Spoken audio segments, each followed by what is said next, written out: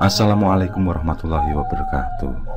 Selamat datang kembali di channel Pen and Fashion, channel yang menyuguhkan video cerita bergambar seputar misteri. Simak terus video dari kami.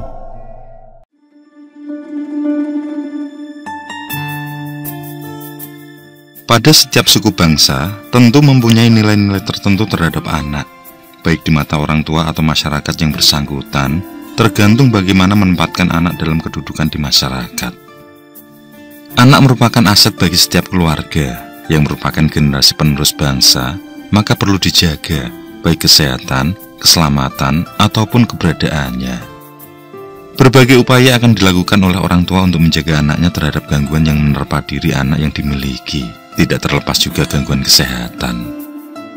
Adanya nilai yang dipertaruhkan pada si anak akan mempengaruhi sikap dan perilaku kedua orang tua terhadap anaknya. Menurut konsep Jawa, anak adalah seorang momongan atau anak asuh yang dititipkan oleh Tuhan pada keluarga, sehingga adalah kewajiban orang tua untuk memelihara anak itu sebaik-baiknya. Orang tua akan berusaha sekuat tenaga untuk membesarkannya.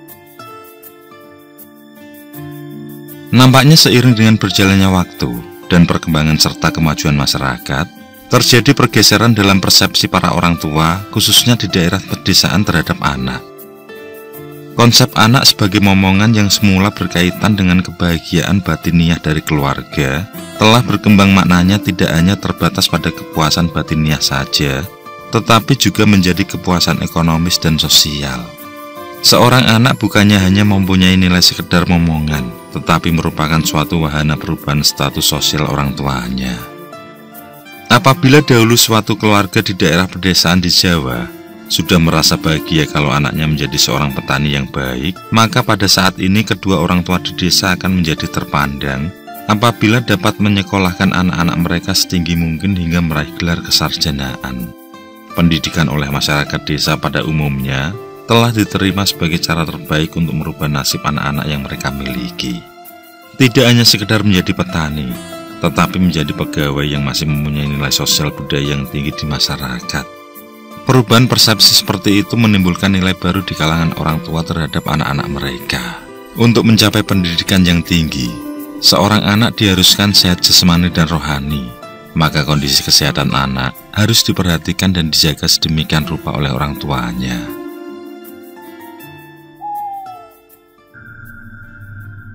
Dari sekian banyak kekhawatiran tentang penyakit, yang paling ditakuti adalah sawan, yakni penyakit gaib yang rentan menyerang anak-anak di bawah umur atau balita.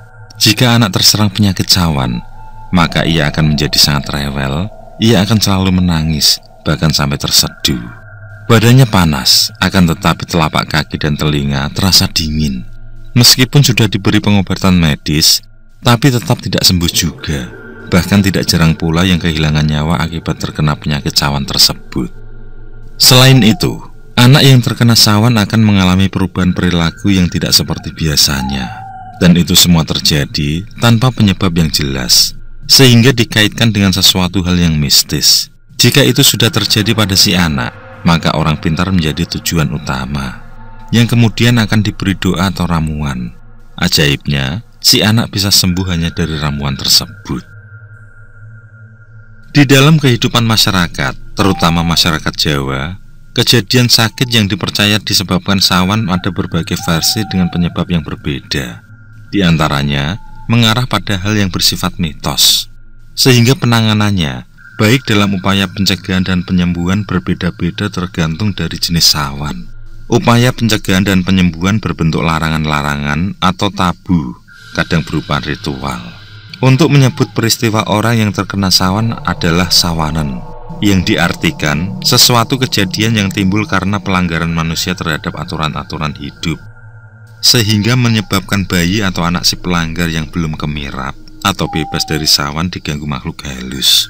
Sanksinya berupa sakit dengan gejala-gejala tertentu sesuai dengan jenis sawan yang menyerangnya. Konsep sawan yang ada hampir di seluruh daerah di Pulau Jawa, rupanya ada kesamaan tentang istilah tersebut, yakni merupakan penyebab sakit pada bayi dan anak-anak, juga merupakan sanksi terhadap tindakan orang tua yang kurang memperhatikan keselamatan anaknya. Selain itu, berhubungan dengan suatu kejadian sosial yang istimewa dan tergolong penyebab sakit yang menakutkan, dan berhubungan dengan makhluk halus. Sawan bagi orang yang masih awam mungkin terdengar sebagai suatu hal yang aneh atau tidak masuk akal. Bisa jadi beberapa pihak yang masih awam justru dapat menarik suatu kesimpulan berdasarkan logika manusia dan terlepas dari unsur mistis. Namun jika ditelaah dan dimaknai lebih dalam, istilah sawan merupakan suatu upaya pencegahan yang dilakukan orang tua untuk menghindarkan dari kejadian sakit atau penularan suatu penyakit pada bayi atau anaknya yang masih balita. Konsep sawan, jika didasarkan logika terlepas dari unsur mistis, merupakan ungkapan manusia tentang gejala sakit pada bayi maupun anak balita. Dengan upaya demikian, orang tua terutama ibu-ibu akan berupaya melakukan perlindungan terhadap anak yang mereka miliki yang masih sangat rentan terhadap cuaca dan lingkungan alam sekitarnya.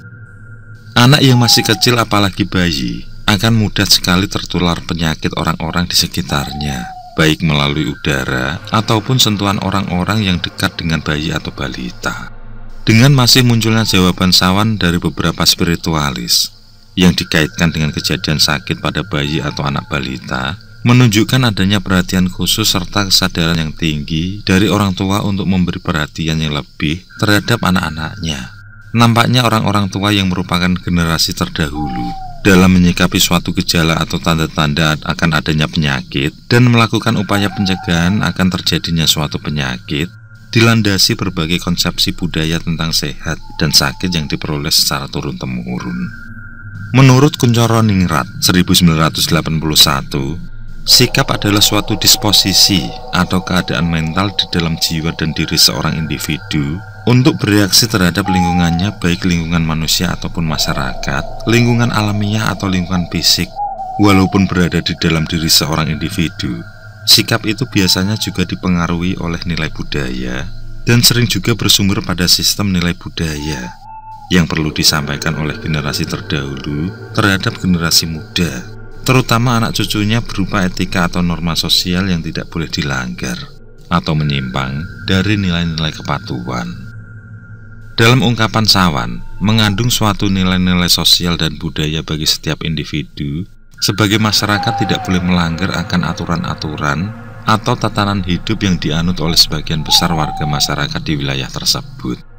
Jika itu terlanjur terjadi, maka orang tua akan melaksanakan upaya dalam bentuk ritual tertentu agar anak yang dimiliki sembuh dari kejadian sawan.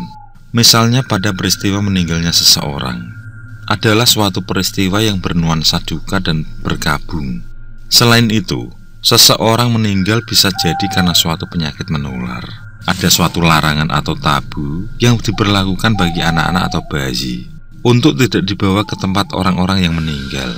Secara logika, jika anak yang masih kecil diajak ke tempat orang meninggal, selain kurang etis, karena anak-anak sering menimbulkan kegaduhan dalam suasana duka, juga potensi untuk tertular terhadap penyakit menular sangat besar. Masyarakat khususnya di pedesaan sering menganjurkan agar anak kecil tidak diajak pergi melayat orang meninggal. Selain itu, semua barang yang dibawa saat melayat harus ditaruh di luar dulu. Kalau dilanggar, si anak bisa mengalami kejang-kejang, demam, atau mengalami perubahan perilaku. Misalnya mendadak demam, pendiam dengan mata melotot. Masyarakat Jawa menyebut gangguan seperti itu karena kena sawan, dan sawan ini disebut sawan mayit. Dipercaya ada unsur mistis yang mewarnai, maka gangguan seperti itu ditangkal secara spiritual. Misalnya dengan ritual tertentu atau sekedar didoakan sesuai dengan ajaran dan kepercayaan masing-masing. Yang paling umum adalah dengan mencampur ramuan yang terdiri dari delingo dan bengklai, kemudian dicampur dengan bekas tanah pemandian jenazah. Setelah itu dibalurkan pada si anak. Dengan begitu, maka si anak akan sembuh tanpa harus ke dokter. Sawan bukan hanya menyangkut pada tempat-tempat mistis ataupun pada lokasi orang yang meninggal. Selain sawan mayat, ada pula istilah sawan manten. Sawan jenis ini menyerang bayi dan anak balita yang diajak oleh orang tuanya ke tempat mantenan atau ke pesta pernikahan. Memang terdengar tidak masuk akal, karena pada kenyataannya banyak bayi maupun balita baik-baik saja seusai pesta itu. Namun dari sudut pandang spiritual, Ada saat-saat tertentu sosok tak kasat mata akan muncul, di mana sosok tersebut merupakan perewangan dukun manten yang ditunjuk keluarga si pembelai. Dan memang tidak semua bayi atau anak balita akan terdampak, namun mereka yang ada di saat itulah yang akan terkena sawan manten. Untuk menangkalnya, biasanya si ibu meminta kembang yang dipakai salah satu mempelai. Kemudian kembang tersebut diikat pada selendang atau gendongan si bayi.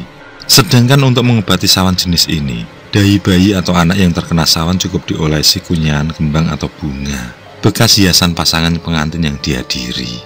Biasanya, yang mengunyah adalah orang tuanya. Cara lain untuk mengobati anak atau bayi yang terkena sawan manten yaitu, pada pesta pernikahan di masyarakat Jawa, ada semacam pagar berbentuk anyaman yang terbuat dari janur, yaitu daun muda dari pohon kelapa. Janur tersebut juga sebagai hiasan yang dipasang memutar di sekeliling bagian depan rumah dan pintu-pintu masuk ke rumah yang disebut tarup. Janur itu diambil atau disobek sedikit saja, lalu ditumbuk dan ditempelkan pada dahi bayi atau anak yang terkena sawan.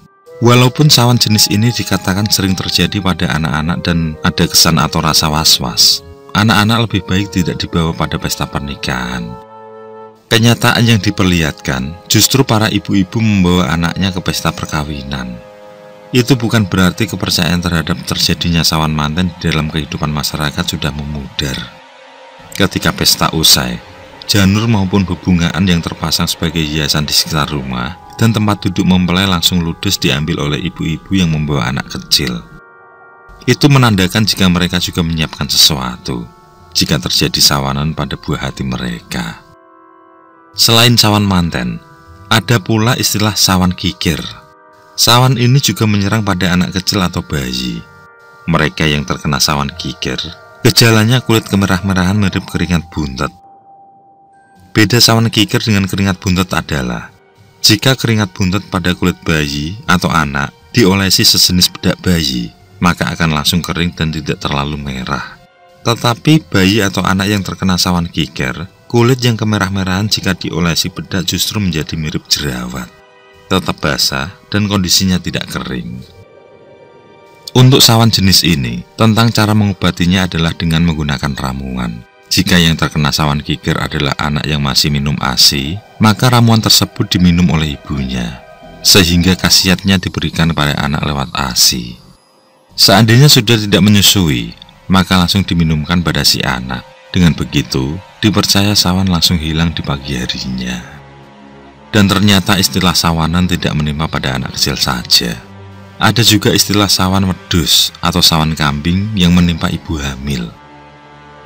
Dari situ ada larangan bagi orang hamil agar tidak memakan daging kambing. Diyakini, perut akan terasa sangat sakit melilit hingga kram setelah memakan daging kambing. Dan jika itu terjadi, maka cara mengatasinya adalah dengan membakar sisa tulang kambing, kemudian ditumbuk halus, lalu abunya dicampurkan dengan minyak atau ramuan sawanan. Setelah itu, dioleskan pada perut yang sedang hamil.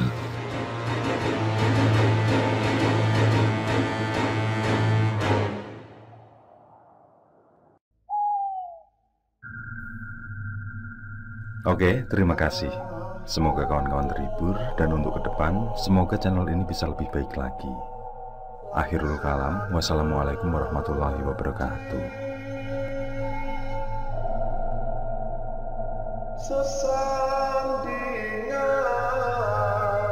hormat kali